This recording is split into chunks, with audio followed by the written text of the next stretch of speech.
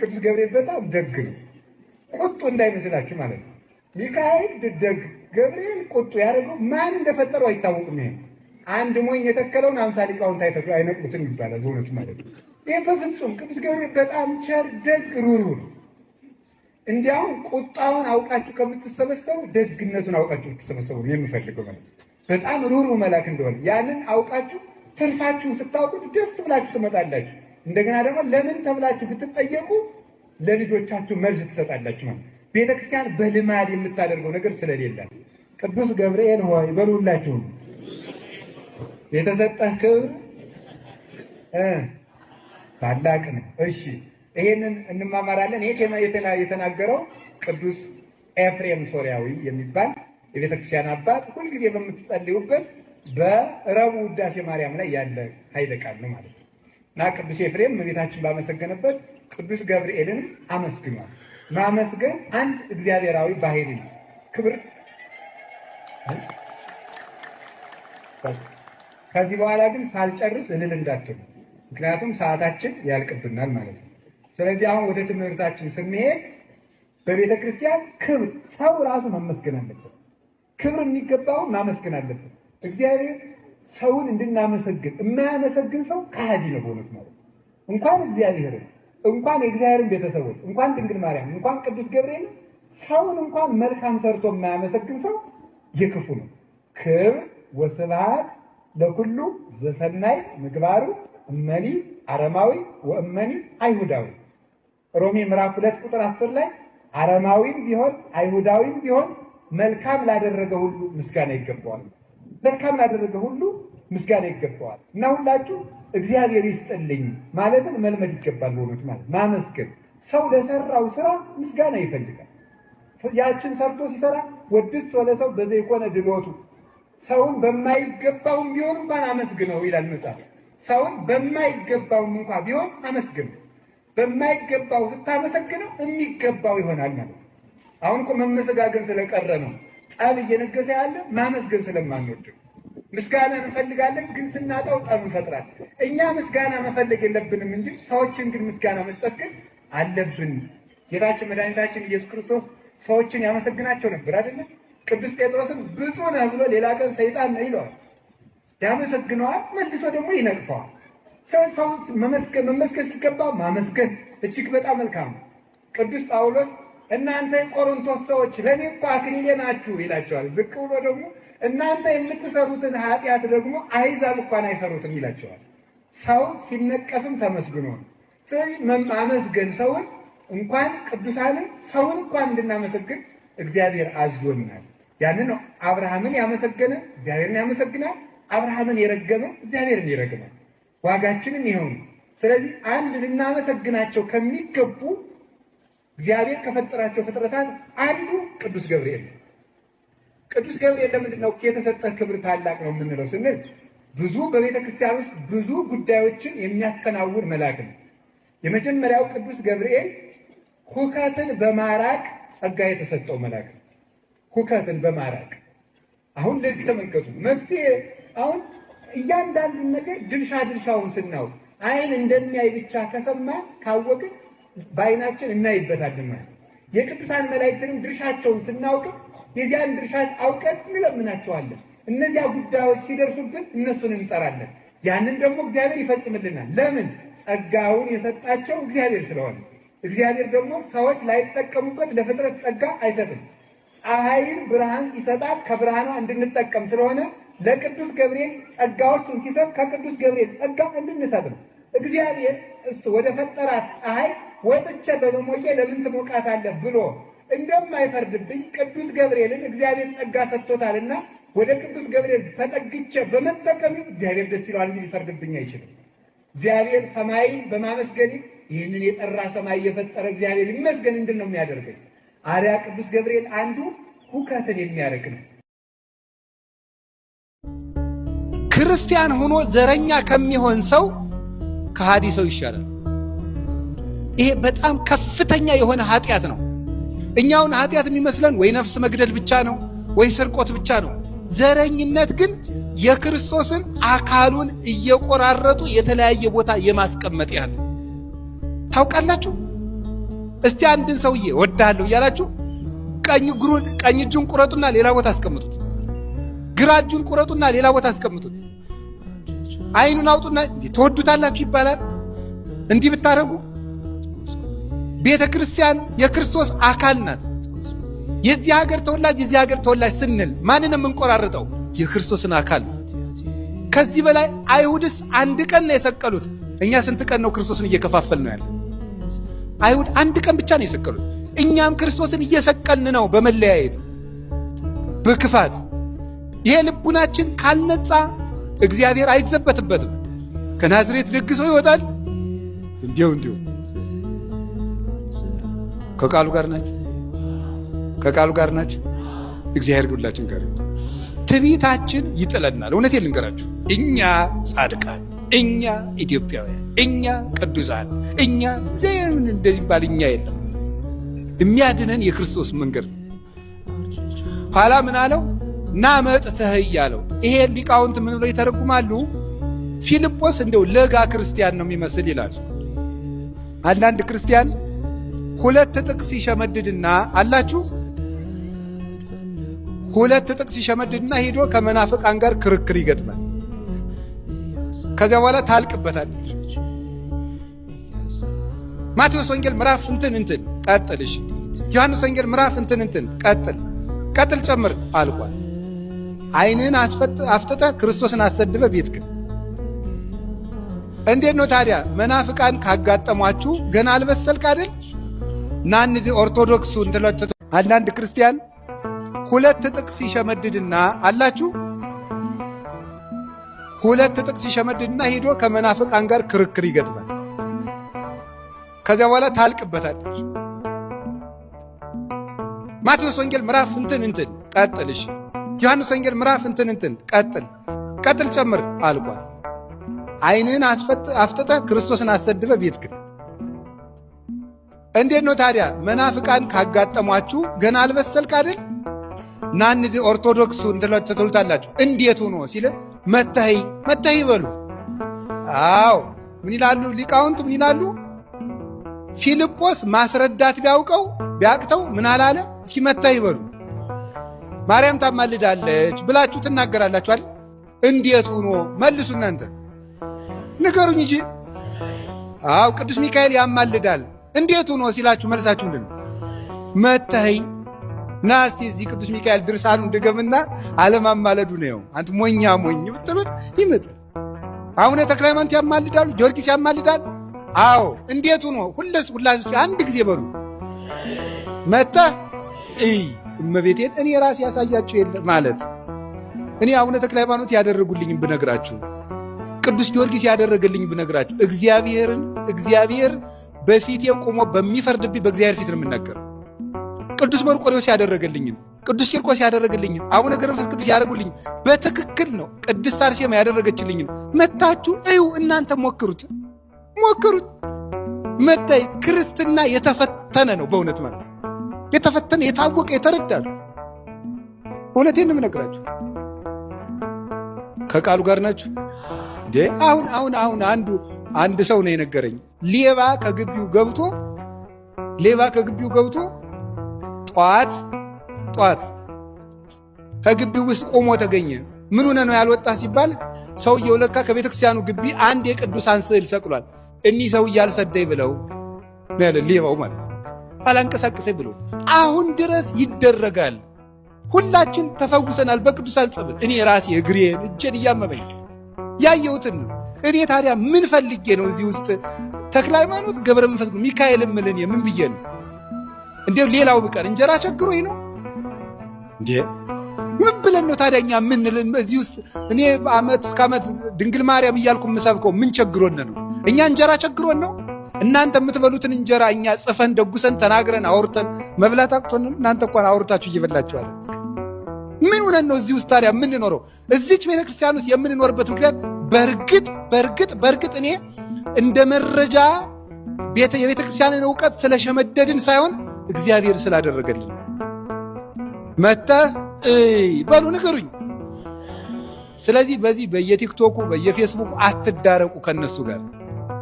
ኦርቶዶክሲ ቴዎሎጂ የሚባለው ፕራክቲካል ቴዎሎጂ ነው። የኦርቶዶክስ አስተምህሮ የህይወት ትምህርት ነው። ኑረው የሚያገኙት ነው። እዚህ አንድ ጥቅስ እየሸመደድክ አትሩጥ። ጌታዬዋ እግዚአብሔር የሚገኘው በመኖር ነው።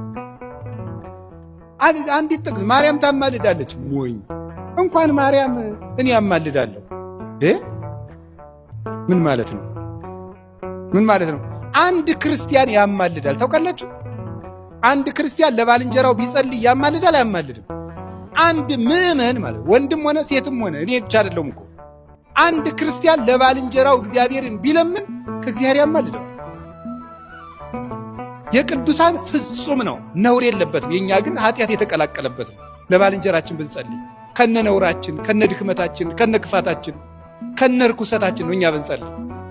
ድንግል ማርያም ግን ንጹሕ አእምሮዋን ይዛን የምትጸልይ። ማንም ሰው ለባልንጀራው የሚጸልይ ባልንጀራውን ከስህተት የሚመልስ ቢኖር እሱ የእግዚአብሔርን ድነት ገንዘብ ያደርጋል ተብሎ አንደኛ ያዕቆብ መልእክት ምዕራፍ 5 ላይ ተጽፎልናል። ለባልንጀራችን ሁላችንም መጸለይ እንችላለን። አይገርማችሁም? መተይ በሉ። ልክ ምን አላችሁ? መተይ። በቃ እኔ ወንድሜ አርሴማ ምን አድርጋልህ ነው ቢለ መተይ። እኔም አንዳንድ ሰው ሰምታችሁ አታውቁም? የተሰማኝን ደስታ ልነግርህ አልችልም የሚል ሰው ሰምታችሁ ታውቃላችሁ? እንደዚያ ነው። እኔ ልነግርህ አልችልም። መተይ ዝም ብለህ ተማር። መተህ በተግባር ተመልከት እግዚአብሔርን። ኤልሳ የድሃይቱን ቤት ሲሞላላት፣ ልጇን ሲያስነሳላት፣ ኤልያስ የሞተ ሲያስነሳ፣ ባዶ ማዲጋ ሲሞላ መተህ ይልቅ ተመልከት። መተህ ጳውሎስ እንኳን በአካሉ በጨርቁ ጫፍ ሙት ሲያነሳ ና መተይ። እንኳን በጨርቅ ጴጥሮስ በጥላው በረጅሙ ጥላ ሙት ሲያነሳ መተይ ና መተይ አለው። ስለዚህ ደካማ ክርስቲያን ጭቅጭቅ አይገጥምም። ክርክር የሚፈልግ ሰው ሰይጣናዊ ነው። እናንተ እዚያ ውስጥ አትግቡ። ለመምህርነትም አልተሾማችሁም። ሀብተ መንፈስ ቅዱስ የመከራከር ጸጋ ያልተሰጠው ሰውም አይከራከርም። መከራከር የሚችለው እንደ እስጢፋኖስ የመንፈስ ቅዱስ ሀብት ያደረበት ሰው፣ የተማረ ሰው፣ ምስጢር ያደላደለ ሰው ነው። ገባችሁ? አሁን አንድ ሰው ስለ ኢንጂነሪንግ ሳይመረቅ የዚህ ቤት ዲዛይን ቢለኝ እኔ አርፈ ቁጭ በል ነው የምለው። ምን የሚሉ ቀልድ ነው? ሳይክል ነድቶ የማያውቅ ሰውዬ የመንጃ ፈቃድ ልስጥ ቢለኝ እኔ ይሻልልም ትላላችሁ? ያልተማረውን ወዴት ብሎ ነው የማየው? አዲስ አበባ ግቢ ውስጥ ዝም ብሎ ወይም ትልቅ ከተማ ውስጥ እየበላ ያደገ ልጅ ጤፍና አዘራር ሊያስተምር ብለኝ በዝም ብለህ ሻይ ፈልገ ነው ዳቦ ቁርስ ልስጥ ነው የምለው። ሰው ያላወቀውን አያስተምርም። ባላውቃችሁ ጉዳይ አትጨቃጭቁ። እንዲህ ነው አትበለው። ማርያም እንዲህ ናት፣ ሚካኤል እንዲህ ነው ብላችሁ አንድ የበሉ ሁላችሁ መጥተህ ምን በል እይ ነው ያለው። ስለ ክርስቶስም ቢሆን ሰዎች ቢናገሯችሁ እንዲህ ነው ብላችሁ እና ክርስቶስን መጥተህ እየው። ይቺ ቤተ ክርስቲያን ቅድስት ክብርት አሐቲ እንደሆነች እና ጸልየባት፣ ኪዳን አስደርሰባት፣ አስቀድሰባት፣ ቆርበህባት እና መጥተህ እይ በሉ። ወሰደው። ሲወስደው ምን አደረገ መሰላችሁ? ከቃሉ ጋር ናችሁ? ማሳየት ከመናገር ምን ይበልጣል? እስኪ ንገሩኝ። አቤት ማሳየት። እናንተ አሁን እዚህ የተሰበሰባችሁት ሁሉ ልጆቻችሁ ጥሩ ልጆች ሆነው እንዲያድጉ ትፈልጋላችሁ? አቤት። አዎ። ግን ልጆቹ የሚፈልጉት ምን እንደሆነ ታውቃላችሁ? ማየት። እስኪ ማየት በሉ። ከምታቆርቧቸው በላይ ምንድን ነው የሚፈልጉት እነሱ? ምን እነሱን ብቻ ከማቁረብ ይልቅ ምንድን ነው ማየት የሚፈልጉት? ስትቆርቡ ማየት ነው። ቆይተው ከፍ ሲሉ አባባ እማማ ግን ልጆች ብቻ የምንቆርብ ለምንድን ነው ይላሉ። ከፍ ሲሉ ማለት ነው። ከመናገር ማሳየት ነው የሚበልጠው። ልጆች እንደዚህ ነው። ስገድ ከምትለው ሰግድ አሳየው ልጁን። ከዛ ይሰግዳል አብሮ ማለት ነው። አላያችኋቸው? ልጆች የሚያደርጉትን ነው የሚያውቁ። እንደውም አንድ መጽሐፍ እየተመለከትኩ ነበረ።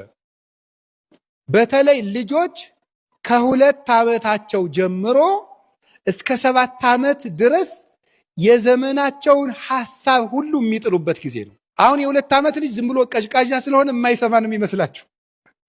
ሁሉን ነገር ነው የሚሰሙት። ሁሉን ነገር እዚያ ላይ ካበላሻችኋቸው ከዚያ በኋላ እንደተበላሹ ነው የሚቀሩት።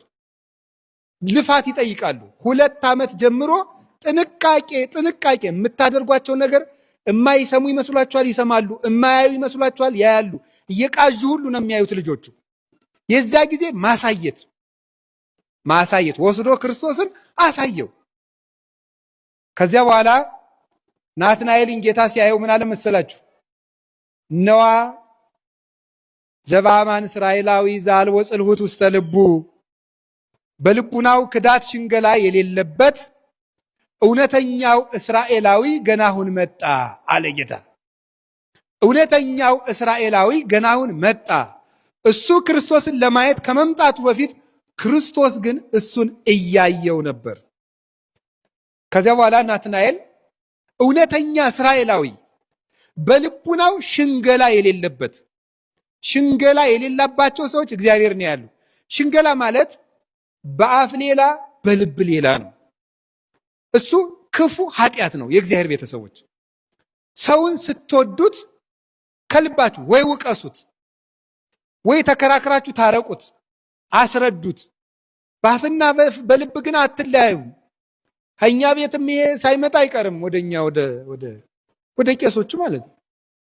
ጤና ይስጥልን መምህሬ እንደምን አሉ። በውስጡ ግን መድኃኔዓለም ቢደፋ ሊለው ይችላል። እንደዚህ ያለ ይሄ በጣም ለኛቱ ነው። ተንኮል ማለት የሰውን ሰው ወደ አንተ ሊያቅፍ ሲመጣ አንተ መንገድ ላይ ገብቶ የሚሞትበትን ጉድጓድ ቆፍረ አፈር አልብሙ ማለት ነው። ስለዚህ የእግዚአብሔር ሰዎች ሽንገላ አትያዙ። እግዚአብሔር የሚፈልገው ምንድነው? ንጹህ ልብ ነው የሚፈልገው። ሌላ ምንም አይፈልግም። ጥላ አይቸግረው፣ ሳንቲም አይቸግረው፣ ጧፍ አይቸግረው። ሰበር ዜና ተሰምቷል። ግብፅ፣ ሶማሊያ፣ ቱርክና ጅቡቲ እስራኤል ከሰዓታት በፊት ለሶማሌላንድ የሰጠችውን የሀገርነት እውቅና አስመልክቶ ተቃውሟቸውን አሰምተዋል። እዚህ ጋር እንደምትመለከቱትም ከደቂቆች በፊት የጋራ የሆነ የስልክ ውይይት አድርገዋል። ሚኪ አንድ ጉዳይ ላይ ሀሳብ ሰጥቶ ነበር። ከዚህ ጋር ገብታለች አይሻል እከሌ 700 ሺህ ብር አስገብቷልና ብሩ አይገባም። ከዛ ቤተክርስቲያኗ ቲክታካዎቹ የራሳቸውን ብር ቀርበው ነው የሚቀበሉት። ቀርበው አሁን ብር ለምሳሌ ቤተክርስቲያን የተባለው ቀርበው ለሚሊዮን ይቀበላሉ። በቃ የትራንስፖርት የምናምን የአበል የጩኸት የጓጓታ ይቀበላል።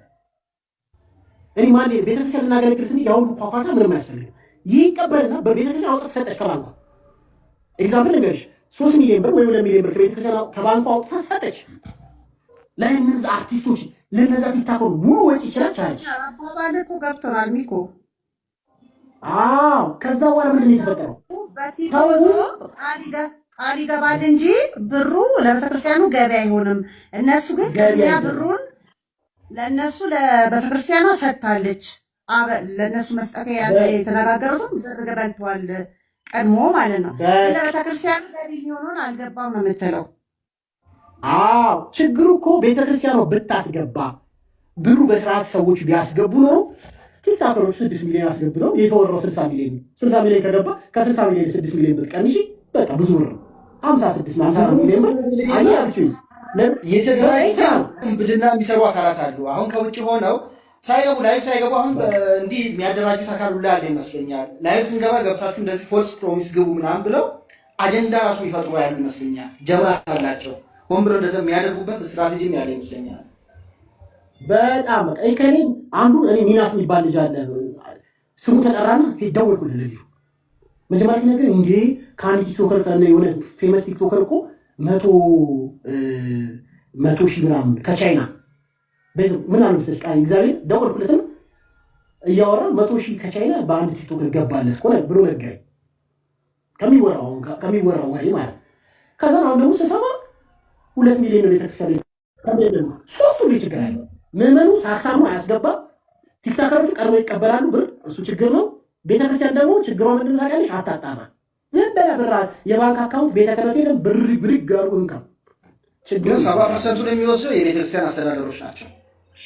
እንደኔ ሰበብ ይወስደው ቤተክርስቲያን አይወል ቲክታከሮቹ ብር እንኳን ቢሰበስቡ እንኳን ቤተክርስቲያን ያሉ አስተዳዳሪ ባዮች የጠመጠሙት ዜጎች ናቸው። መኪና ይነዳሉ። አሁን በቃ በጣም እግዚአብሔር ምስክሬ በጣም መስጠን አሁን ካርቲው ቤት መኪና ይነዳሉ። ነው የሚኖረው። በደምለው በምናምን የሚንቀሳቀሱት አብዛኞቹ ቤተክርስቲያን አስተዳዳሪ የሚባለው በክፍያ እውቀት ሳይኖረው ይገባል። ዝም ብሎ ሄዶ በዚች ማህካመቶ የቤተክርስቲያን አስተዳዳሪ ሆነ ብልት ተነጋግሮ ብልት። አሁን ነው ጊዜው ከባድ ነው ለማለት ነው። ባጭሩ እኔ አንድ ሰው ትራንስፖርት ከተቻለለት የሆነ ነገር ከታሰበለት አንተ ሄደህ ግብን ከመታ ስኬታማ ነው። ግብን ከመታ ማገልገል ጥሩ። ቤተክርስቲያን የወደቀች ቤተክርስቲያን ነች። አዎ መሰራት አለባት። አዎ ቤተክርስቲያን መሰራት አለባት። ወድቃለች። አዎ ስትወርቅ ግን አንተ ስትሄድ ጊዜን ወጪና ምንድነው ገቢውን ግን አሰልጠህ አንተንም ቤተክርስቲያኑን ሳትጎዳ። ለምን አንተ ትጎዳለህ? ሶስትም ሳትጎዳ ቤተክርስቲያኑን ሳትጎዳ። ምን እየተናገረው እንያስ አንድ ሀሳብ ላጋራችሁ። እኔ እንደ ዘጋዬ ለእነኚህ ሰዎች ብር አይከፈላቸው የሚል አቋም የለኝም። በቃ ስራቸው ነው። ለስራቸው የሚከፈላቸው ነገር ሊኖር ይገባል። ከቤተሰቡን ጥሎ የሚሄዳል፣ ስራውን ጥሎ የሚሄዳል። አሊያም ደግሞ ስራው ደግሞ እንደዚህ ገቢ ማሰባሰብ እና ከዛ በሚያገኘው አበል የሚኖር ሰው ይኖራል። ምንም ጥርጥር የለውም። ቲክቶክ ላይ እንደተናገርኩኝ ዛሬ ሙዚ ልናገር። ቤተክርስቲያን 4 ሚሊዮን ብር ወጪ እያወጣች 2 ሚሊዮን ብር እያገባች ብር እንድንቀበላት ከሆነ ችግር ነው ብያለሁ።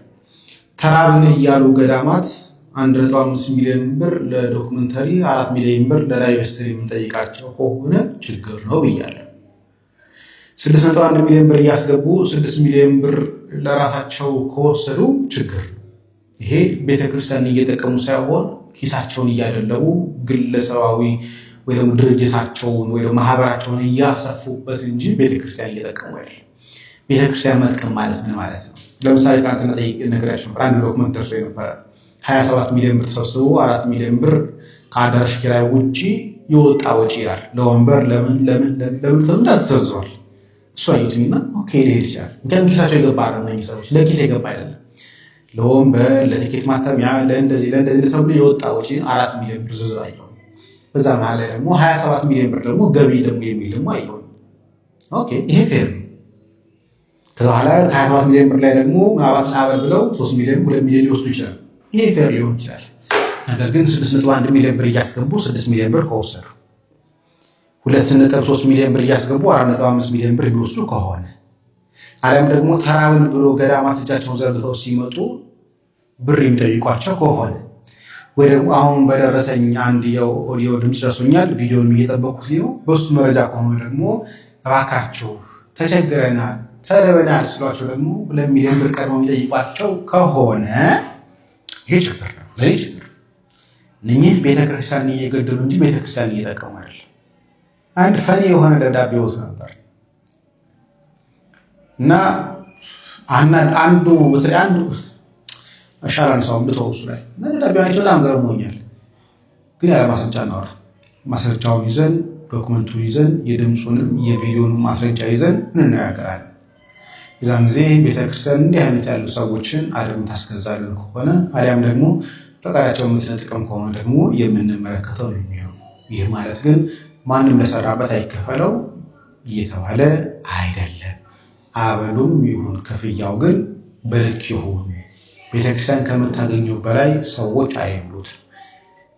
ምክንያቱም ገቢ ተሰበሰበ እየተባለ እየገባ ያለው ለቤተክርስቲያን እንጂ ለግለሰቦች አሁን እያየን ያለ ነው። ግን ቤተክርስቲያን ከገባው ይልቅ ግለሰቦች እጅ የገባው ብር የሚሰራ ሰው እጅጉን ይበረታታል። እኚህ መምህር ይሄ የሶሻል ሚዲያ ቻሌንጅ ከተጀመረ አጀምሮ ደከመኝ ሰለቸኝ ያለ ማለት እስካሁኗ ሰዓት ድረስ ይኸው እያገለገሉ ነው።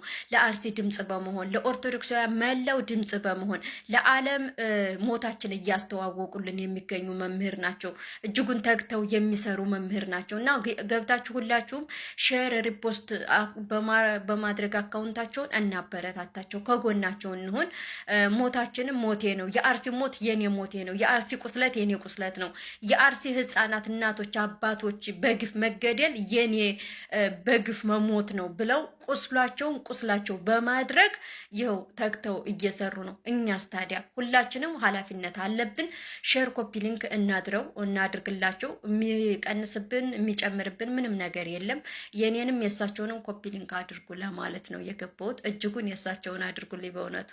ምንም የኢትዮ ቴሌኮም ተጠቃሚዎች ተዘጋጁ። እስካሁን በዓለም ላይ ካሉ ዝቅተኛ የቴሌኮም ታሪፎች አንዱን ስንጠቀም ብንቆይም ያ ተስፋ አሁን የሚያበቃለት ይመስላል። ኢትዮ ቴሌኮም የዋጋ ማሻሻያ እንዲያደርግ ከፍተኛ ጫና እየተደረገበት እንደሆነ ተነግሯል። ለምን መጨመር አስፈለገ ካላችሁ አንደኛው ከሳፋሪኮም እና ከዓለም ባንክ የቀረበው ዋጋ ጨምሩ የሚል ግፊት ሲሆን፣ ሁለተኛው ደግሞ ውጭ ምንዛሬ ማሻሻያው ያመጣው የቢዝነስ ወጪ መናር ነው ተብሏል። ከወጪ በታች መሸጥ የለባችሁም የሚለው የኮሙኒኬሽን ባለስልጣንም ጭማሪውን ደግፎታል።